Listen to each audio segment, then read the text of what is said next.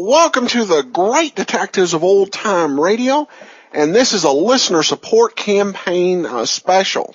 If you have a comment, send it to me, box13@greatdetectives.net. Follow us on Twitter at Radio Detectives and become one of our friends on Facebook, facebook.com/Radio Detectives. Well, before the listener support campaign, I asked listeners to email me with programs that they would like to get a listen to one episode on the podcast. We have so many programs we would like to do, but many very popular, very well-beloved old programs with a lot of episodes in existence just take quite a while to play all the way through, and we only have 6 slots available. At this point, actually, plans are pretty firmly in place for 5 of those 6 slots for the next couple of years. Still, there are some great series we'd like to at least bring you a taste of, what we hope to bring you down the road. So I ask listeners to email me some of their choices, and we're going to do 3 of them. I want to, first of all, in advance, thank everyone who sent in their request. We couldn't choose everyone's request, but hopefully we will satisfy quite a few of you. Of course, this is a listener support podcast, so I do want to encourage you. You can support the show at support.greatdetectives.net, and all donations of $7 or more receive access to our premium site. Plus, we have a lot of great specials available for those who give a donation of $20 or more. You'll receive a copy of one of 4 ebooks included, All I Needed to Know I Learned from Columbo, plus your choice of one of my 3 superhero comedy books, and one other thank you gift. Among the options, we'll be glad to send you your choice of Nero Wolfe or Agatha Christie audiobook for any donation of $100 or more. And we have quite a few other options available. From $20 up, you can view them all at support.greatdetectives.net. And I had a couple of emails about this. One from Jonathan, actually before I even made an announcement, and then I received an email for Timothy, who writes, I would like to request the radio program that started my interest in old-time radio, Rocky Jordan. Okay, so he is not a traditional detective, but I remember you've mentioned playing the show sometime in the future, and just to listen to any episode will make anyone agree he fits into the hard-boiled detective category, even in faraway Egypt, written in a time when many had no idea what such a place like downtown Cairo was like. I dream of one day walking the streets looking for the tambourine. Thank you for all your work providing background information on the episodes you present. My favorites are Johnny Dollar, Pat Novak, and Jeff Regan. Thanks again. And we'll be glad to grant that request. And a little background on Rocky Jordan. Rocky Jordan actually began over the radio as a man named Jordan.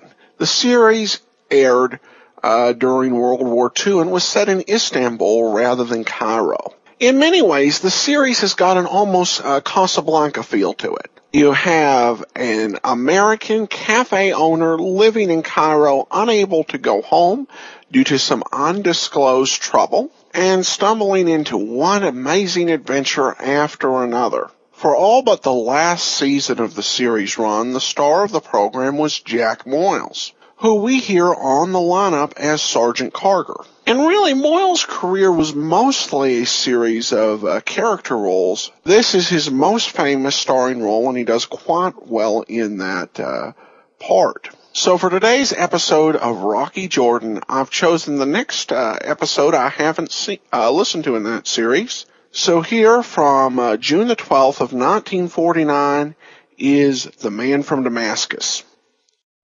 Time now for Rocky Jordan.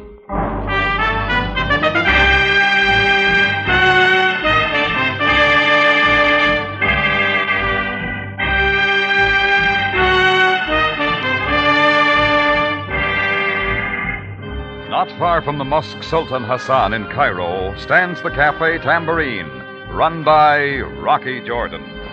The Cafe Tambourine, crowded with forgotten men, alive with the babble of many languages. For this is Cairo, where modern adventure and intrigue unfold against a backdrop of antiquity. Tonight's story, The Man from Damascus.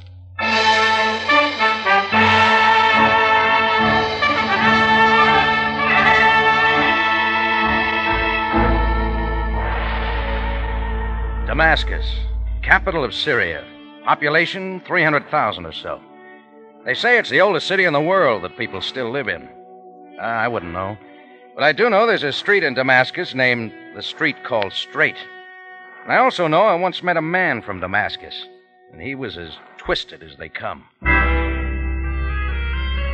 But back to a hot Wednesday afternoon. Chris was at the bar serving up some arak, and I was standing at the front of the cafe looking out into the Cairo streets. That's when an old man dressed in a boy's postal uniform and riding a bicycle stopped in front of the Tambourine. When he came in, he was carrying a wet envelope in his hand. I have for the Mr. Jordan one special delivery letter. The Mr. Jordan sign his name on this line. Mr. Jordan Wood? I thank the Mr. Jordan. Here you are, Pop. Buy yourself an ice cube. Muta Shakir. It was a white envelope with some dirty finger smudges and a Cairo postmark. There was no return address. I looked at it for a moment, then tore it open. The first thing I saw, flat and crisp, was a pack of Egyptian pound notes. And I did a quick tabulation. 1,000 Egyptian pounds, 5,000 American dollars. And clipped to the money was a short note. Partial payment for services to be rendered, 1,000 pounds. I'm waiting for you at 16 Sharia El Nazar. 7 o'clock this evening will be fine. And it was signed, The Man from Damascus. Well, I don't take easily to somebody's bidding. If someone wants to see me, he comes to me. So I put the money in the safe, but figured that wasn't the end of The Man from Damascus. Exactly 7 o'clock that evening, I knew I had figured right. Rocky? What is it, Chris? Fellow to see you. Where? He's in your office. I tried to stop him, but he Oh, was that's right on. all right. I'm sort of expecting him. Mean-looking guy. Want me to come with you? No, I'll handle it. Take over the till, will you? Sure, Rocky. Hello, Jordan. Make yourself at home. Yeah, that's what I'm doing. Pretty good booze. Too rich for your taste, buddy. Put it down. Yeah, all right. You know, it's funny. Figured you differently. Everybody in town says you're a right guy. Maybe you've been talking to the wrong people. What do you want? You. You have been talking to the wrong people. I'm not for sale. That 1,000 pounds is just a start, pal. There's more where that come from. And there always is. Ah, come on, big shot. Button up your shirt. It's 7 o'clock. You got appointment. I can't make it. Ah, that's a big mistake. Your money's in the safe. You can have it back. That is not my instructions. Oh, so you're just the leg man. Something like that. You and me were working for the same man. All right, buddy. You're through talking. There's the door. Get away from the door, Jordan, or I'll pin you to the wall. 7-inch blade, Jordan. Damascus steel. Got it? I got it. All right, put the knife away. You'll cut your hand. I'll come with you if your boss wants to see me that badly. I wasn't going to argue with a 7-inch double-edged blade, especially the way that monkey was waving it in the air. Well, we left the Tambourine, climbed into his car, and drove through the Cairo streets, out one of the city gates. We ended up in front of a place called the House of Sand. Should have been called the Pile of Scrap, because that's what it looked like. But the knife man said it was a hotel. 2 minutes later, my pal knocked on the door of room 12. Who is there? Jordan. He's come for the rest of the dough. You're taking a lot for granted, Buster. Quiet, you. All right, you may let him come in. Go on in, Jordan, and meet your new boss. I walked inside. My pal with the knife shut the door behind me and stayed outside. Then I saw him. A man from Damascus. He was tall and big, but I couldn't tell what he looked like. His whole face was wrapped in bandages. And he reminded me of those pictures I once saw of the Invisible Man. Hello, Mr. Jordan. Nice of you to come. Sit down. I'll take it standing. Well, it's good to meet again. Is it not, Mr. Jordan? Again? You do not remember? But you should. Damascus, 1939. Well, maybe it's my new appearance. I had a face then. What do you got now? Let's talk about Damascus. All right. You wish a drink? No, I just gave it up. Mr. Jordan, you wronged me in Damascus. I did? Yes, you wronged me most severely. So severely that I've never forgotten. And I said to myself that someday I would come for you. Well, I am here. Welcome to Cairo. Jordan, I'm not just talking for pleasure. You sure you got the right guy? And do not try to tell me you do not remember. You are the right man and you know it. But you are fortunate, Mr. Jordan. Yeah, how's that figure? I'm going to give you a chance to erase our difference. And make a little money besides. You see, there's someone in Cairo that I want even more than you. So how do I figure? You are going to bring him to me. His name is Alex Zarko. Zarko, huh? It's a pretty big order. I know, but I think you can do it. The police have had a dragnet out for 2 weeks trying to track him down. And I want to get to him before they do. I think you can bring him to me. You know Cairo better than any man I know of. You know where men like Zarko would hide and how to get to him. Sorry, friend, you've got the wrong guy. Jordan, listen to me.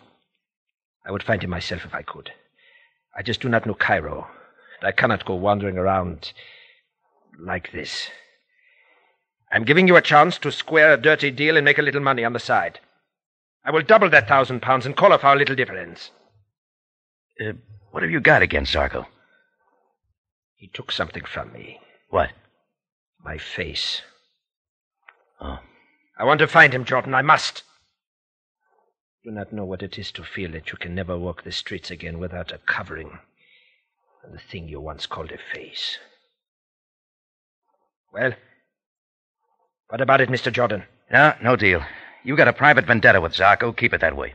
Yeah, there's your £1,000 back. Buy yourself another boy. I walked out of the house of sand, and the knife man was gone. I found a taxi and headed back for the Tambourine. Alex Zarko. Yeah, an all-around no-good guy. The Egyptian police wanted him on an attempted assassination, espionage work, with an assorted killing or two thrown in. The police had all the roads covered, the trains and the flights out of the city. They figured they had him bottled up pretty well, and it was just a matter of time before they bundled him. Well, back at the Tambourine, I drew myself a beer, found a back table, and did some thinking about the man in the bandages in the city of Damascus. What's up, Ralph? Oh, nothing, Chris, just thinking. Say, did you ever hear me talk about Damascus? Damascus? Yeah, spent 9 months there once working for an oil company. No, I don't remember you saying anything about it. Why? Oh, nothing. Just trying to bring back a little memory. Drop it, it doesn't matter. Sure, I'll get back to... Excuse me, gentlemen. You are Mr. Jordan? That's right. May I talk with you, please? It will take but a moment. All right, Chris, I'll talk to you later. Sure, Rocky. Sit down. Thank you, Mr. Jordan. I did not wish to trouble you, but I found that I had no other course. My name is Sandra Marr, and I'm from Damascus in Syria. You're traveling, and Cairo's on the grand tour. This is not a trip for pleasure. I'm looking for someone. If his name is Alex Zarko, you got lots of company. No, his name is not Alex Zarko. It is Paul Marr, and he is my husband. Paul Marr. I don't know anyone by that name. You may not know him by his name, Mr. Jordan, but I'm positive that you have met him. And how do you figure that? Paul said he had some business in Cairo. He left Damascus 4 days ago with a man whose name I do not know. But he was the same man who left the Tambourine with you earlier tonight. It is my belief that he took you to see Paul. Oh, I get it. I tried, but I was not able to follow you through the streets of Cairo, so I've waited outside your cafe till you returned. I must see Paul. Would you take me to him? Nope. Would you tell me then where he is?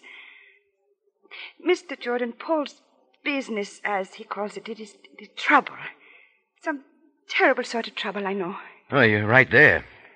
He's a fine man, Mr. Jordan. A wonderful man, but things have not gone well since his face... He's in trouble, and I've got to help him. He's got a revenge on, lady, with a guy named Zarko and me. There's nothing fine about that. Revenge? Paul? Oh, no, it must be something else. He's not that kind of man. Well, then you don't know him very well. It is true we have not been married for long. Uh-huh. Look, why don't you just go back to Damascus and forget it? You're in for trouble here. Something's going to happen. Where is Paul, Mr. Jordan? A place called the House of Sand. Out of the city, through the gate of the Bar El Nasser. Taxi will take you. Thank you, Mr. Jordan. I shall not forget the help you've given me. She walked out of the tambourine, and I hoped that that'd be the last I'd see of her, and the man from Damascus, and Alex Zargo. How vain can your hopes be sometimes? Well, we rolled the last on-the-cuff customer out of the tam about 1:15 in the morning. Chris threw the lock on the front door, and I doused the lights. I'll just scoot out the back way, Rocky. Oh, all right, Chris. Good night. See you tomorrow. Yeah. Rocky, look out! Find the garbage cans, quick! Vengeance, Jordan! Vengeance! Rocky. You hear me, Jordan? Quiet, Chris. Well, if you do and you are not dead, then I will come for you again.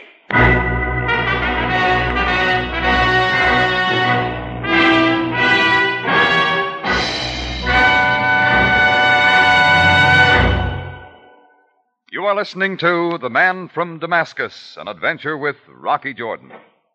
Remember that 5 o'clock Sunday afternoon is the new time for Rocky Jordan, so join us each Sunday at 5.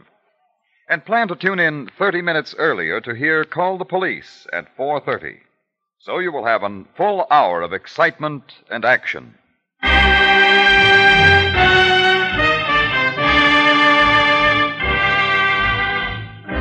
And now we take you back to Cairo for another adventure with Rocky Jordan, the man from Damascus.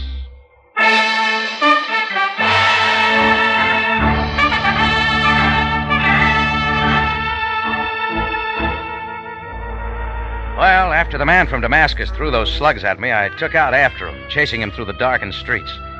But it's easy to lose someone in the winding Cairo streets, and that's just what I did. I got back to the Cafe Tambourine about 45 minutes later, and Chris wasn't there alone.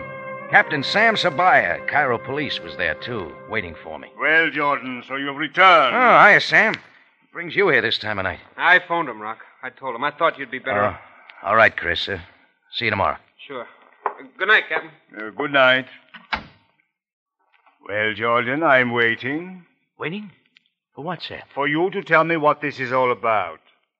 There's nothing to say. Jordan, the man who shot at you from the alley called out vengeance. This much Chris told me. Therefore, I can assume that this man is after you for some hurt he believes you have inflicted upon him. It's close. What is it that you have done to him, Jordan? Beats me, Sam. Jordan, how can you expect me to believe... Tell you, Sam, I don't know. Then I shall let that pass. Jordan, who is this man who shot at you? I'm afraid that's my business.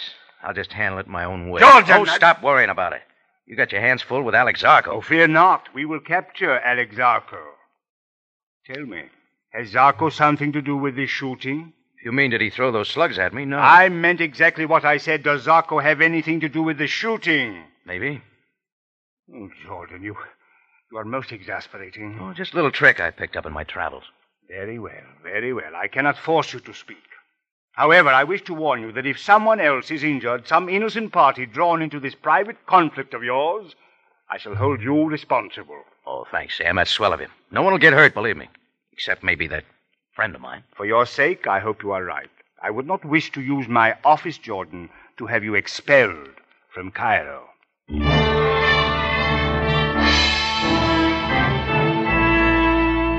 I started out bright and early the next morning to see if I could find the man from Damascus.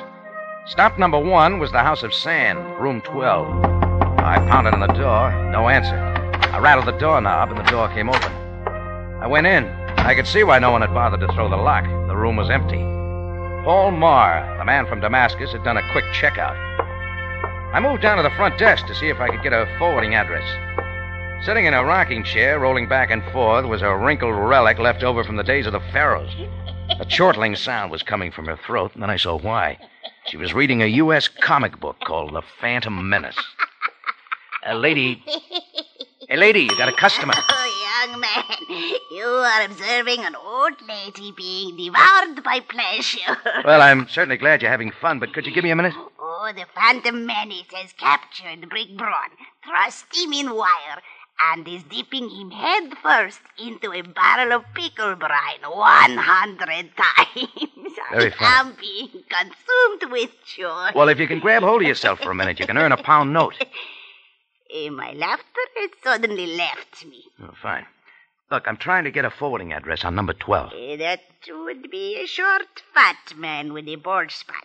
A seller of fly paper. That'd be a big man with bandages on his face. A seller of death. Death comes higher than fly paper. Could you make it £2? I could. Alas, now that I find a fortune at my fingertips, I cannot claim it. What does that mean? I do not know where your friend has gone. And indeed, you are not the only one who is seeking him. A young lady came this morning. She said she was his wife. Where'd she go? I gave her room 10. She said she would wait to see if her husband returned. If you wish to see her, I can call her. No. What time did number 12 leave? 6 this morning. How? By taxi, I called one. Do you know the driver? Do I know him? A kelp, a no good evil dog. Has he got a name? Hali Amart. Residence 303 Sharia Shaman. It is worth £2 just to mention his name. Here. Keep it. And thanks. Go on back to your reading. I shall once again bathe in ecstasy. And she did. I left her sitting there, wetting the pages, and looked up Hali Amar. It cost me £2 more to open him up. Then all he could say was that he left Mar off at an all-night dive called the Harem. So that was my next stop. A couple of 100 pounds of fat was pushing a wet rag over the counter in slow motion. A red-headed Englishman, deep in his cups, was throwing darts at a picture of a dame short of clothes. What I was looking at was a guy at the end of the bar tilling a bottle of beer. It was the knife man who had first taken me to see Paul Marr. I moved his way, but he saw me and lit out for the back door. I took out after him fast, like the super chief on a downgrade. He took me through the backyard, over a fence, across an empty lot. But I put a stop to the marathon with a flying tackle, and we rolled into a mud hole. He reached for his knife, but I kneed him, and the fight started to go out of him. All right, where is he? Who? You know that Damascus friend of yours, Paul Marr. How did you know his name? That doesn't matter. What I want now is his address. Do not worry, Jordan. He will come to you. Well, I can't wait. Now give. My throne, your knee. The address? I cannot tell. You'll try a face full of mud, then. All right, I tell. 1042 Shariah Fakar. A small hotel by the name of Little Nile. Okay. I'm going to put you on ice at the Tambourine. Chris will take care of you till I have a chance to talk to your boss alone.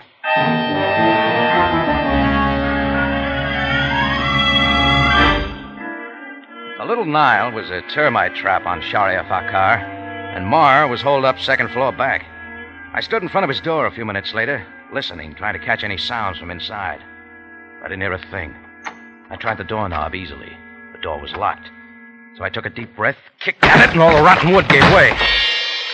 First thing I saw in the darkened room was the figure sitting in a chair across the room facing the door. The second thing I saw were the bandages around his face, so I knew it was Paul Marr. And the third thing I saw was the Italian-made gun in his hand, pointing toward me. What has kept you so long, Jordan? Oh, sorry, I didn't know you were waiting. I would not advance toward me any more steps, Jordan. It is wise. Well, you have come. I had assumed that if I did not kill you last night, you would come to me. It saved me parading my conspicuous appearance through the Cairo streets. So you have found me. But unfortunately, I have the gun. You're not going to kill me here, Marr. Sabaya knows you're after me. You'll never get out of the city with those bandages. You may be right, Jordan. Perhaps I will not kill you.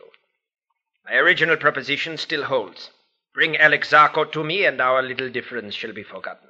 I've forgotten it already. Jordan, I want Zarko. I want him more than I want you or anything else. Bring Marr. him to... Sandra's in town. Sandra? Your wife. She's in Cairo looking for you. She's at the House of Sand right now, waiting for you to come back. No. I saw her. She came to me to ask about you. You know, she thinks a lot of you. She doesn't believe you're the kind of a guy to have a vendetta on. She doesn't believe you could kill me or Zarko. regardless of what he did to your face. Stop it, Jordan. Do not unnerve me. And do not attempt to change the subject. I want Zarko even more than you. I will let you go if you help me. Here, I shall show you my good faith by throwing my gun into the corner. That was a mistake, Mar. You know I can't help you. I told you once already, and that still goes. I'm not butting into a private feud. But I am, Jordan. Sam. Well, you get around, don't you? I know you well enough, Jordan, to realize that you would not allow someone to shoot at you and then forget it. So when you would not tell me who had done it, I knew, too, that if I followed you long enough, you would lead me to him. You always do. Look, Sam, this is a private thing between Mar and I myself. have told you once, Jordan, violence is not a private matter. I will not allow killing if I can help it.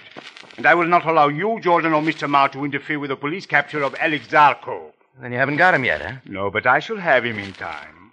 Mr. Marr shall not. Mr. Marr, you will please remove the bandages from your face. What? I said that you will please remove your bandages. Better do it. Sam's not kidding. Very well. Very well, then I shall remove my bandages. I shall step into the light, gentlemen, so that you may see all. So that you may see what was once a face. I watched Paul Marr unwind the bandages, uncovering first what once was a chin, then the battered skin around the cheeks, the nose, over the forehead. Then I noticed his stare, a peculiar, hard kind of stare. Then I saw where it came from, a left eye that couldn't blink. There. There you have it. Now you can see why I feel as I do about Alex Zarko. I am most sorry I had to subject you to this, Mr. Marr. But I still cannot allow a personal revenge to interfere with my execution of the law. It is customary in Cairo in affairs of this nature to use the following procedure. There is a train leaving Cairo for Alexandria in 1 hour and 5 minutes. You will please be on the train. Sam. And you, Jordan, shall remain in my custody until Mr. Marr has left the city. And what about Alex Zarko? He is and shall remain my problem. You have then 1 hour, Mr. Marr. I will meet you at the Cairo station to make certain you have boarded the train. Now you may put the bandages back on your face.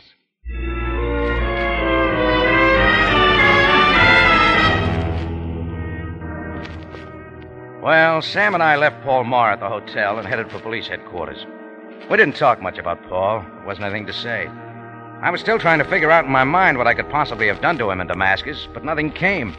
And seeing him, or what was left of him, stirred no memory. At headquarters, Sam had a few things to do, so did I. I put in a call to the House of Sand and asked for Sandra Marr. Yes, this is Sandra Marr. Miss Marr, this is Rocky Jordan. Who? Oh, how did you know I was here? Never mind that. There's something I want to tell you. About Paul? Sort of. Throw your clothes in a suitcase and go back to Damascus. Oh, I thought you had some good news for me. I thought you understood I will go no place without Paul. Well, you're not going to find him in Cairo. The police are moving him out. Police? What have the police to do with Paul? Paul will tell you if he wants to. Now, go on. You got a better chance of seeing him again in Damascus. But, Mr. Jordan... And see if you can keep him out of trouble, huh? Good luck. Well, that was that. All that remained was to see Paul Marr climb on the train for Alexandria and hope he could straighten himself out. And hope, too, that he and his wife Sandra would get together. Well, a little while later, I drove to the train station with Sam, still in police custody. There weren't many people there in the hot of the afternoon, but standing near the end of the platform, next to a large sign of the Flying Red Horse that accented his white bandages, was the man we were looking for, Paul Marr. Sam and I walked up to him, and he glared at us through the slits in his wrappings. Well, Mr. Marr, you will be leaving Cairo in a few moments. If after a year has passed you wish to return to our city, write me a letter explaining your reasons, and I shall see what can be done to make Cairo available to you once more. Marr nodded, climbed on the train, and it headed out of the city. Sam and I turned and started back to his car. That's when it hit me. I took off in double time. Jordan, where are you going? For a train ride. I think you better come along. I chased down the platform and caught the train. Out of the corner of my eye, I could see Sam climb onto the train farther down the line. Then I started through the cars, going from one to another, looking for the man in bandages. I traveled through 4 cars before I finally spotted him. When he saw me, I guess he figured what I had on my mind, because he took off fast, going the other way, but I kept right after him. The train had picked up speed, lurching us from side to side. Then going around a bend, the momentum pinned him momentarily against his seat, and I was on him. His fist started working, and so did mine. We had ourselves a fine little fight there, rolling around the floor of the moving train, till Sam Sabaya caught up with us and pulled a gun. That put a quick stop to the fight.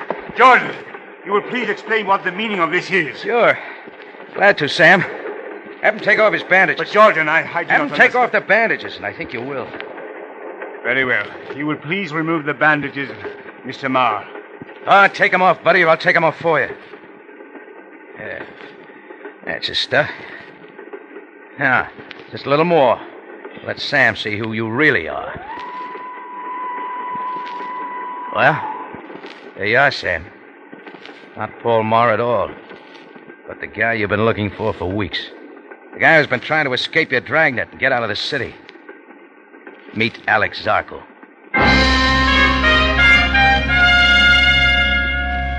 Well, the thing came apart at the seams. It was all an elaborate plan of Zarko's. The police had him trapped in the city. He needed a way out. So he got his knife man to dig up Paul Marr in Damascus and bring him to town.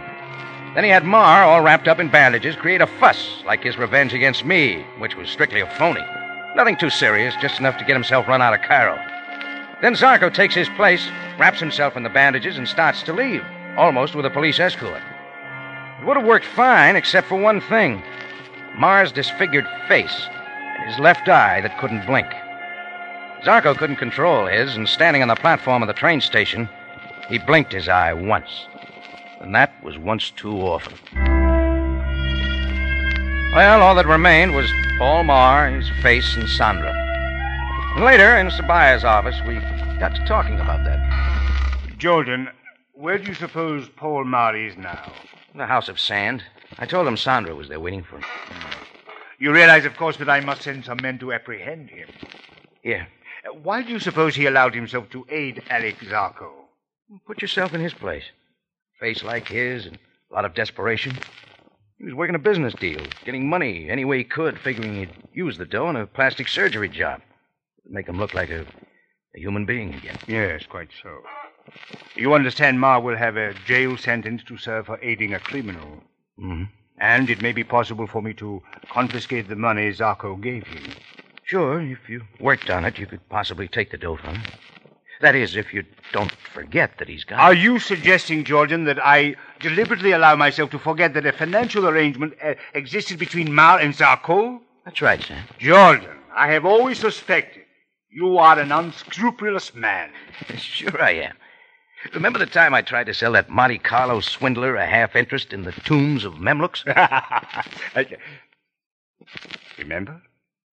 No, I guess I've forgotten. Perhaps I am getting old. My memory is not what it used to be. Thanks, Sam. See you soon.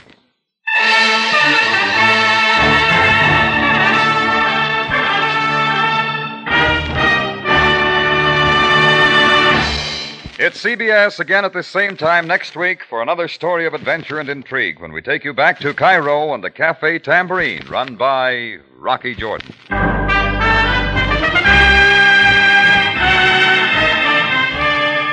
Rocky Jordan, starring Jack Moyles in the title role, is produced and directed by Cliff Howell, with original music by Richard Arant. Tonight's story by Adrian Jando and Larry Roman. Life with Luigi will be heard tonight at 8 over most of these stations. Larry Thor speaking. This is CBS, the Columbia Broadcasting System.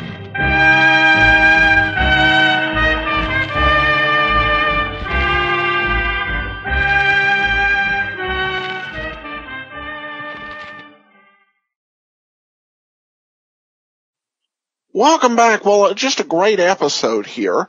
I mentioned that for all but the last season, Jack Moyles played the role of Rocky Jordan. The series was canceled in 1950 and returned as a summer replacement in 1951, from June through August, with George Raff starring in the role. And Raff did an audition, and the script he used for the audition was actually The Man from Damascus. Rocky Jordan was so well beloved that it was one of those series CBS really took a look at bringing back for 5-day-a-week serials.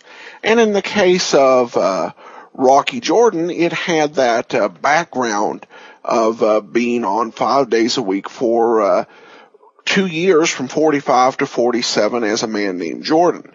And in that case, for the revived Rocky Jordan, they had Jack Moyles once again do the audition, though it didn't quite make it.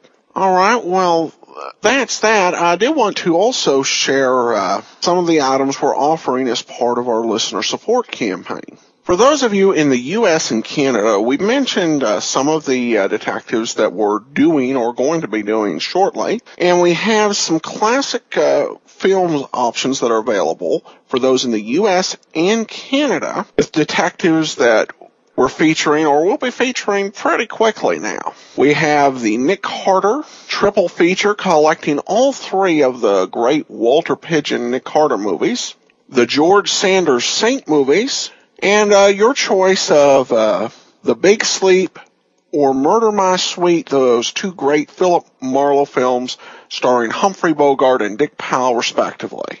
Full details available at support.greatdetectives.net.